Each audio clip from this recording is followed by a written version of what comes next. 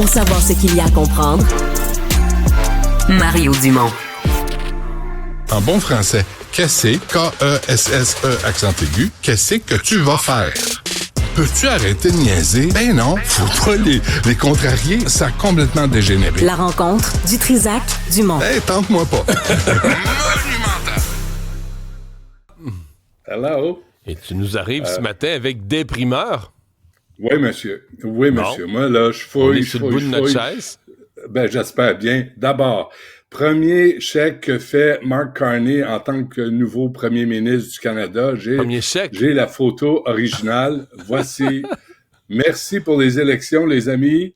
150 millions pour Radio-Canada. C'est le fun, l'intelligence artificielle, Mario. Tu devrais t'y mettre.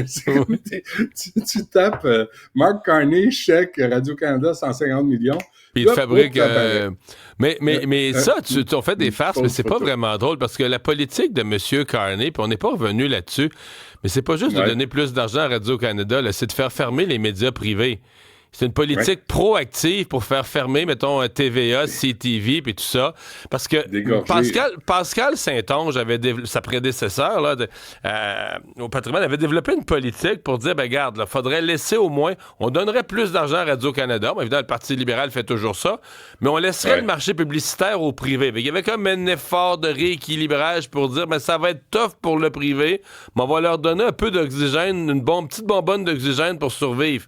M. Carney a dit non. Moi, je donne tout à Radio-Canada, puis je prends la bonbonne d'oxygène aussi, puis je la donne aussi à Radio-Canada, puis je tue tout ce qui est médias privés. Il veut créer un monopole d'État, là.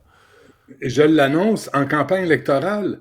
Alors, M. Carney débarque à Radio-Canada pour des conversations sympathiques. Est-ce que vous mangez des fraises canadiennes? Mais il va juste là, hein, Benoît, il est allé juste là. Aucune entrevue. Il a donné des entrevues à deux médias. Il a fait à deux sources de médias. La Société d'État, puis les États-Unis. Il y en a donné aux États-Unis. Un média privé canadien, zéro. Pas de radio, pas rien du tout. Alors, tu sais, c'est un banquier, mais ça a l'air d'être un anti-secteur privé complètement au niveau média, là. Alors, je vous invite à propager cette image que j'ai créée. Monsieur Carney, on peut-tu la revoir, là, qui fièrement affiche un chèque de 150 millions, annoncé... promis à nos amis à Radio-Canada, bon, il manque le N. Il y a des petites fautes dans millions. Mais Benoît, mais il ne sait pas écrire le français, non. M. Trudeau, quand il a été élu en 2015, dès le premier budget, je te ferai remarquer, il avait promis de l'argent à Radio-Canada, mais tu sais, des fois, c'est sur un mandat, mais c'était pas sur un mandat. Là. Dans le premier budget, premier budget, il avait mis tout l'argent était déjà versé. Et est-ce qu'on s'attend à ça? Parce que là, il y a un budget qui va être déposé début juin, fin mai, début juin par M. Carney. Est-ce que le 150 millions sera dedans? Radio-Canada. Ben là, avec les nouveaux locaux, écoute, ils sont tellement mal pris, ils sont tellement à l'étroit, tu penses qu'ils n'ont pas le choix. Bien, bon, deuxième primeur. L'autre primeur, M. Carney toujours, a décidé de nommer la personne à la tête du ministère des Femmes et de l'égalité des genres. Le voici en primeur. Nathalien Joseph, oui. Oui, Nathalien Joseph. C'est lui qui va être à la tête du ministère Femmes et de l'égalité. Non, peut-être pas celle-là. Je suis pas certain de celle-là. Mais je me disais, ce type-là a été élu. Ce type-là qui a pas participé au débat, qui s'est fait pogner sur des sites de faufounes extrêmes, il a été élu. Mario, c'est comme... Moi, Benoît, j'accroche pas, tu sais. Comment je te dirais ça? T'sais, mettons qu'il y avait eu un site là, de foufoune, là, comme tu dis, c'est une dimension de la vie. C'est juste que tu te rends compte que ces réseaux sociaux, le gars, c'est pas comme un maniaque de politique, puis un maniaque de questions économiques, puis d'actualité. C'est un maniaque sexuel. Il y a comme rien qu'une chose qui semble Amène-moi pas là, Mario, on va me faire poursuivre. Parce que tu sais, non, mais prends toutes les partis, là, NPD, conservateurs, libéral, va sur les réseaux sociaux de ce monde-là, tu dis c'est tous des maniaques de politique, puis là, tu sais, ils chialent contre un parti, puis ils reprennent des nouvelles, mais lui, il a comme un autre champ d'intérêt. Le maniaque de foufoune. Il trouve ça plate, la politique, mais là, il se trouve être député. Qu'est-ce que tu veux qu'on fasse? Bon. Mais là, M. Carney va rencontrer M. Trump. Est-ce que tu es optimiste pour cette rencontre, toi? Bon, là, il faut que tu m'expliques des choses. Ça veut dire... on retourne en haut de la ceinture. Bon, OK. Je suis prêt. Je suis pas sûr. Là, je me dis, finalement, les Québécois, bravo, en passant, encore une fois. Hier, j'ai croisé du monde. J'allais faire des courses. Écoute, Mario, il y a du monde vraiment furieux de ce qui s'est passé au Québec avec le vote pour le Parti libéral du Canada. Je me suis fait tellement interpeller. J'ai eu de la misère à finir mes courses, à faire ma commande. C'était vraiment Il y a des gens drôle. qui sont furieux contre toi aussi. Ils disent, on a voté libéral, nous, parce qu'on aime M. Carney, puis Benoît Dutrisac, ils nous respectent pas. Non, c'est ça. Parce que, sais-tu pourquoi? Parce que le Canada nous respecte pas. Parce que Carney nous respecte pas. Parce que Carney a dit non à 2 demandes alors qu'il était en campagne électorale. Oui, il y a une journée de fête. La chance au courant, Benoît. Oui, donc là, est-ce que tu es optimiste pour la rencontre avec M. Trump? Parce que ça, c'est la clé de tout son mandat. Là. Il a été élu pour ça, là, régler les problèmes avec Trump. Ce que j'allais dire, c'est finalement, vous aviez tous raison, mea culpa, j'étais dans le tort, Mark Carney va tenir tête à Trump. Bon, il va le faire à genoux, mais il va quand même tenir tête à Trump. Il va être à genoux. Écoute, si Trump félicite Mark Carney... Ben, toi, c'est le meilleur gars du monde, là. Ben oui, c'est un nice gentleman.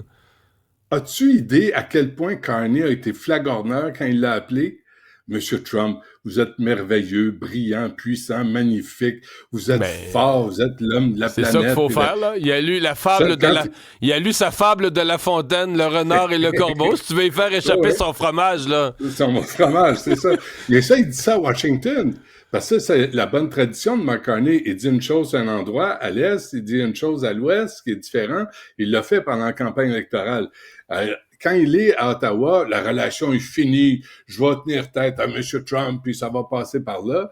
Mais quand il appelle M. Trump, puis il dit « Mon Dieu que je vous aime, mon Dieu que vous êtes fin, essayez de pas me battre au sang, s'il vous plaît. Juste quelques taloches, mais pas trop fort, s'il vous plaît. » Écoute, moi, là, je crois pas à ça.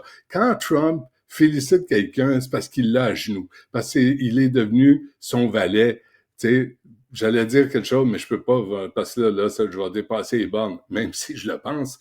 Mais, tu sais, je peux pas croire que Mark Carney va arriver là, puis à Washington, puis obtenir, tu sais, un peu de raison de la part de Donald Trump. Puis moi, je voudrais savoir pourquoi Trump méprisait autant les politiques et Justin Trudeau. Alors que les politiques je pense que c'est l'individu. Trudeau, je pense qu'il ne connaît même pas les politiques de Justin Trudeau. Je pense que c'est l'individu. Là. Tu penses? Parce peut-être qu'il était conseillé par Carney. Là. Je sais pas, mais peut-être qu'à Mar-a-Lago, tout le monde dit qu'il s'est passé quelque chose. Trudeau a pas été reconnaissant il a peut-être pas été reconnaissant pour le bon pain de viande. Il a fait une remarque plate, niaiseuse. Il a voulu faire son drôle, ça n'a pas passé. Ou je sais pas quoi, là. Ça se peut bien. En tout cas, transport collectif, Benoît, hausse des tarifs qui est annoncée pour les prochains mois, mais ça s'ajoute aux hausses. Attends, il y a mieux que ça, là. Il y a 3 nouvelles en transport collectif. D'abord, ce que tu dis, là, hausse des tarifs, mais Mario, toi puis moi, là, on prend pas beaucoup les transports collectifs. Moi, je l'avoue, là, je suis en voiture électrique, mais je prends pas les voitures. Écoute, c'est rendu, là, en zone ABC, ça va passer à 200 $ la passe mensuelle, tout mode. Ça passe, le titre mensuel de la zone A de 100 à 104,50 $. C'est 100 $ par mois, prendre l'autobus, prendre le métro. Quand il fonctionne, là, il y a l'Association pour le transport collectif de la Rive-Sud. Elle parle de ces hausses de tarifs-là, puis il dit, écoutez, attendez une seconde, là. Le service a diminué depuis la pandémie, puis le REM, on connaît l'efficacité du REM, a un fonctionnement chaotique. Fait que ça, c'est la réaction. On augmente les tarifs, alors que le service se détériore. Oui, mais Benoît, en parallèle, là, j'ai payé mes immatriculations cette semaine, moi. On n'augmente pas à peu près. Je sais que quand le gouvernement... Là, mais c'est rendu quasiment à 400, là, avec l'augmentation pour le transport en commun est énorme, là. Ouais. Énorme pour les gens de la banlieue. Là.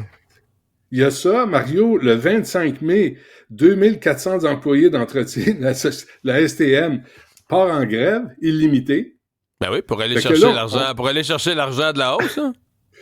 Ouais, puis là, il dit, c'est parce qu'on veut créer des horaires atypiques, puis le déplacement de personnel, puis le recours à la sous-traitance. Là, on va avoir une grève à la STM. On annonce une augmentation des tarifs, puis on a une grève.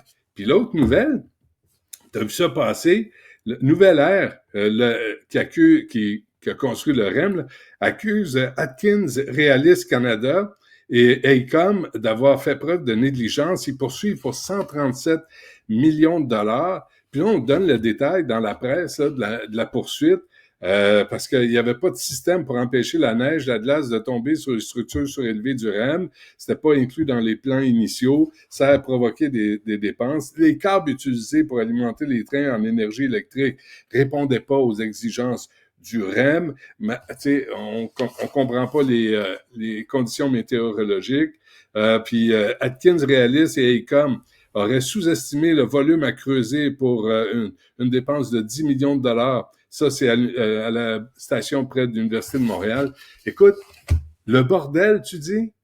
Là, une poursuite. On vient à peine de mettre le train sur les rails, puis là, on a des poursuites à l'intérieur de la gang qui se sont choisis, qui se sont donné des contrats, puis la Caisse de dépôt, tellement fin renard en négociation, s'est fait refiler des contrats où l'essentiel n'était pas prévu. C'est quand même pas pire. Fait que là, ils vont se poursuivre. Là, on engage des avocats. Combien ça va coûter un avocat pour aller chercher 137 millions sur un projet qui a explosé de 2 milliards, qui est rendu à 9,4 milliards, et c'est pas fini, les amis. Alors ça, c'est pour toutes les bonnes nouvelles en transport en commun qui s'en viennent. Excellente gestion. Félicitations à tout le monde. Mais c'est la nouvelle norme. On paye plus, puis on en a moins. Puis on est supposé être content. Bonne journée, Benoît. Hier, on se disait ça, là. 14 milliards de déficit.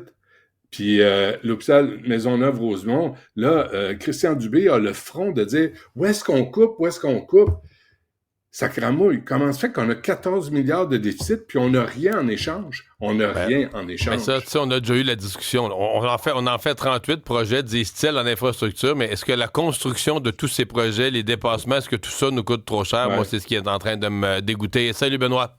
À demain. Ciao.